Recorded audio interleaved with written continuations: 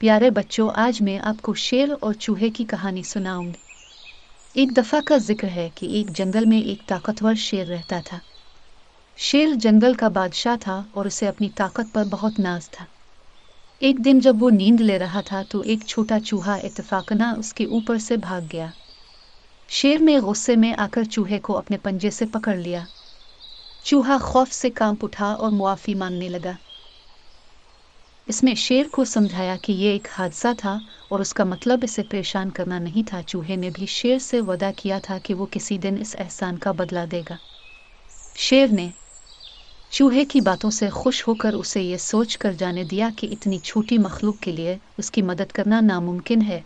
लेकिन कुछ दिनों बाद जब शेर शिकार के लिए निकला था तो वो शिकारी के जाल में फंस गया। उसने खुद को आज़ाद करने की कोशिश की, लेकिन वो जितना ज्यादा जिदोजहद करता गया जाल इतना ही सख्त होता गया। उस वक्त जब चूहा नमूदार हुआ, उसे शेर की मेहरबानी याद आई और वो जान गया इसे इसकी मदद करनी थी। इसलिए इसने अपने छोटे दांतों से रस्सियों को इस वक्त तक काटा जब तक शेर आजाद ना हो जाए। शेर हैरान हुआ और चूहे की मदद के लिए शुक्रगुजार हुआ।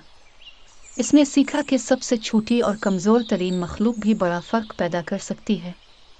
इस दिन से शेर और चूहा अच्छे दोस्त बन गए और शेर ने कभी भी अपने साइज की बुनियाद पर किसी की काबिलियत को कम नहीं समझा।